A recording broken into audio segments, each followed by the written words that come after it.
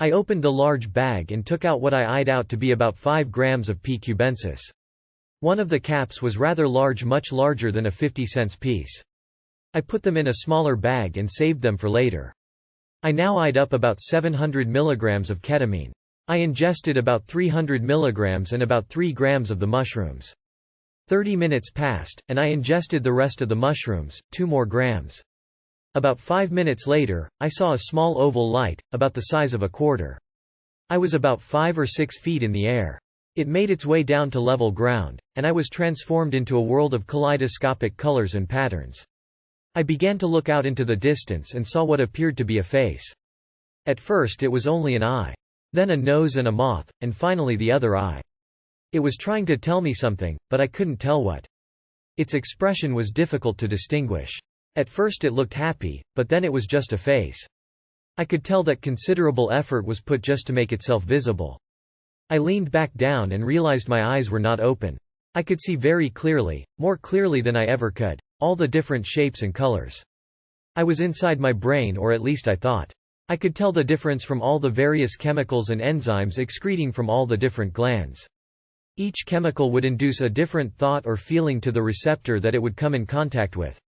Everything was so clear. I could see and feel each of the endless colors. What I could see were no longer patterns, but they were structures. I could see and feel all the way around and inside them, all of them at the same time. I was one with everything. And everything was one with me. I opened my eyes, and I was outside and inside of the actual building was in. I was part of the wall and part of the people. I was part of time and part of space. I was time and I was space. I was all there was, and all there would ever will be. One would say I was a god. Hell, I'll say it myself. I am God. At this point, I began to take control of what was mine, the universe. I made some things happen, and I changed some things from happening. Then I just sat back and enjoyed my new universe. Quite some time later, I have no idea how long, I began to come down.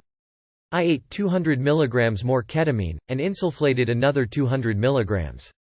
Within minutes, I was back. The second time was not quite as high as the first, but very close. It was probably because the mushrooms were beginning to lose their effect. This was the best experience I have ever had. I see no way as to how it could be better. I went on and not sure I came down yet, the biggest ego trip ever. On LSD I had been part of God, and I had all the knowledge there ever was. But this time I was God, and I created all the knowledge was mine. Other mushroom trips had not even come close. The ketamine had a very powerful effect. It had a dramatic decrease in the time it took for the journey to begin. This was the best experience I ever had on anything. My theory is that a psychedelic drug uses so much of its energy to take you out of your body, and then uses its remaining energy to show you what you need. But if you take a dissociative, please make yourself aware of dissociatives and brain damage. The dissociative takes you out of your body first, so the other drugs can use all of its energy to teach you. I didn't think this up from just this experience. But I have experimented with a few other different plants.